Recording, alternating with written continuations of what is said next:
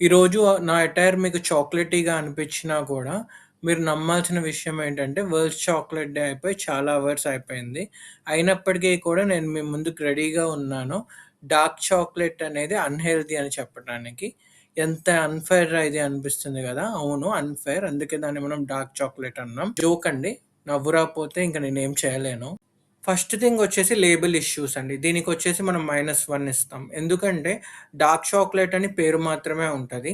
కానీ నిజానికి అందులో మనకి హెల్తీగా కావాల్సిన ఫ్లేవనాల్ రిచ్ కంటెంట్ ఉంటదా లేదా మనకు తెలియదు.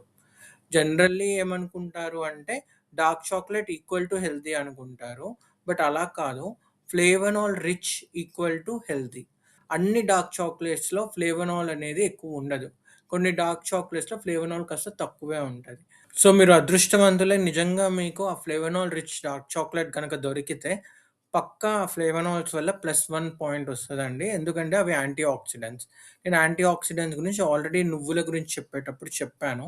సో, సేమ్ థింగ్ ఇక్కడ కూడా దానికి ఒక +1 మార్క్ ఇచ్చేస్తున్నా. చాలా రకాల మినరల్స్ కూడా ఉంటాయండి. కాబట్టి ఇంకొక +1 ఇచ్చేయొచ్చు. సో, టోటల్ పాయింట్స్ వచ్చేసి +2, -1 అంటే +1తో ఉంది కరెంట్‌లీ స్కోర్.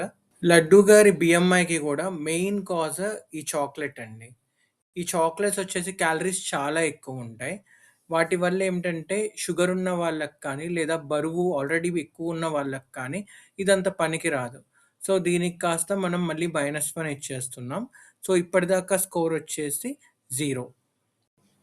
బెర్రీ గారి ఈ సీజర్ యాక్టివిటీకి కారణం ఏంటంటే ఎడిక్షన్ అండి.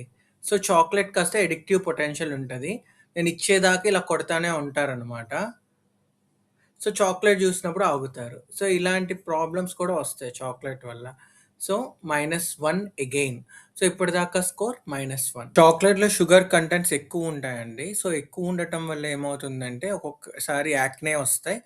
కొన్నిసార్లు ఏంటంటే, పళ్ళకి సంబంధించి కేరీస్ ఒస్తాయి.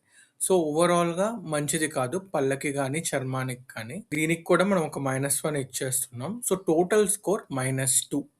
పూలామెట్ ఫుడ్ రేటింగ్ స్కేల్‌లో -2 వచ్చినా కూడా నేనేం సజెస్ట్ చేస్తున్నాను అంటే, ఎలాగో మన చుట్టూ చాక్లెట్స్ ఉంటాయండి. డార్క్ చాక్లెట్స్ అవ్వచ్చు, మిల్క్ చాక్లెట్స్ అవ్వచ్చు.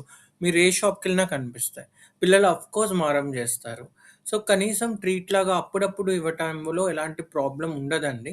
కానీ రెగ్యులర్ బేసిస్‌లో వాళ్ళకి చాక్లెట్‌లు అలవాటు చేయటం మాత్రం తప్పు. కంప్లీట్‌గా అవాయిడ్ చేయటం గూడా తప్పే. ఎందుకంటే కొన్నిసార్లు ఏమవుతుందంటే స్కూల్ వల్ల గానీ, లేదా ఎక్కడైనా సరే పిల్లలు గనక అలవాటు పడ్డారు అంటే చాక్లేట్ రుచికి, మనకి తెలియకుండా తినటం అనేది అది ఇంకా తప్పు గదా! సో, మనకి తెలిసి తినటం వేరు, మనకు తెలియకుండా తినటం వేరు. అట్‌లీస్ట్ మనం కంట్రోల్‌లో అయినా ఉంచుతాం.